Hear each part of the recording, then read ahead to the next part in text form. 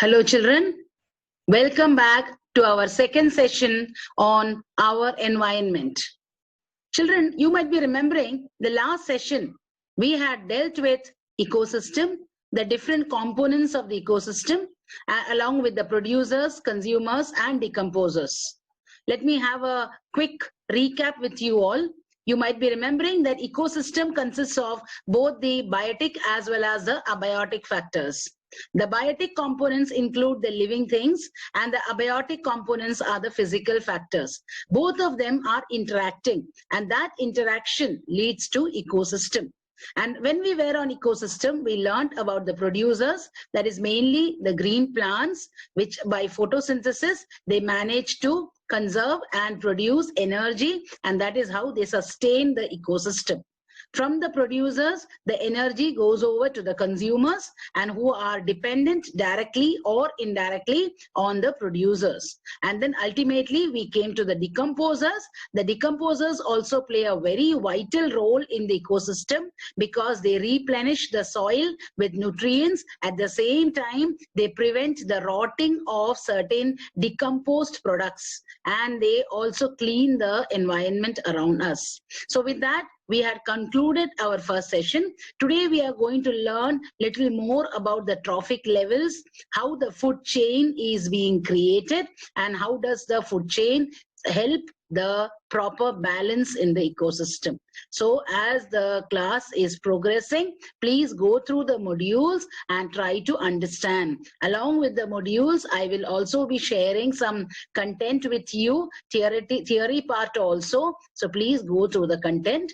Thank you. So we have spoken about the groups of organisms in an ecosystem. This brings us to a series or chain. What is this chain? It is a flow of energy from one species to another, to yet another, and so on. You have seen organisms that feed on one another to sustain themselves in the ecosystem. This develops a food chain in the ecosystem. The food chains describe the feeding relationships between organisms within an ecosystem.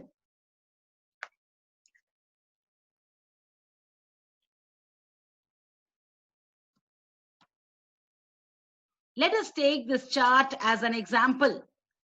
It depicts the different organisms that are connected in an ecosystem.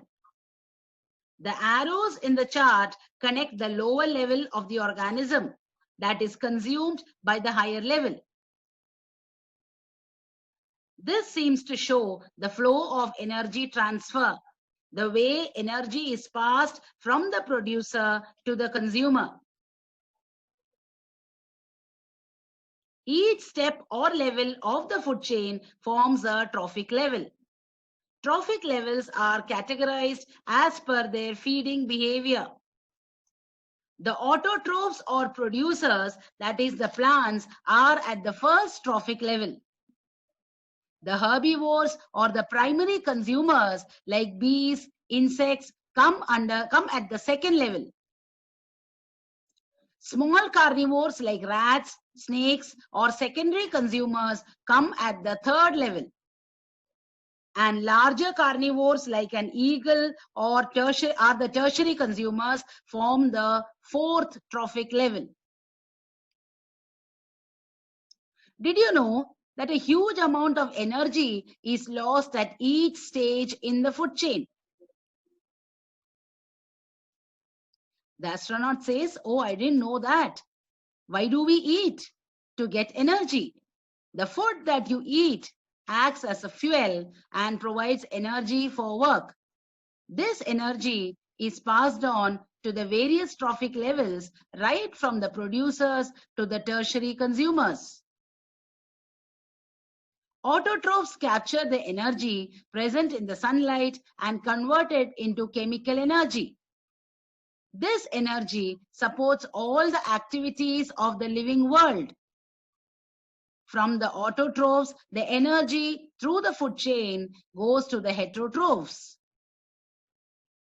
So when one form of energy is changed to another form of energy, some energy is lost to the environment in the form as solid wastes, movement of energy or heat energy which cannot be used again.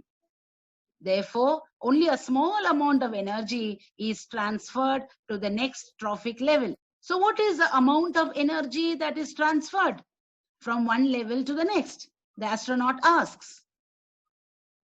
The green plants in an ecosystem capture about 1% of the energy of the sunlight that falls on their leaves and converts it into food energy. When these green plants are eaten by primary consumers, say a herbivore, a great deal of energy is lost as heat to the environment. Some amount goes in for digestion and other works, and the rest goes towards growth and reproduction. An average of only 10% of the food is eaten is turned into its own body and made available for the next level of consumers. Therefore, 10% can only be taken as the average value for the amount of organic matter that reaches the next level of consumers. With only 10% of energy reaching the next level, isn't it difficult to manage the ecosystem well? It certainly limits the number of trophic levels in a food chain.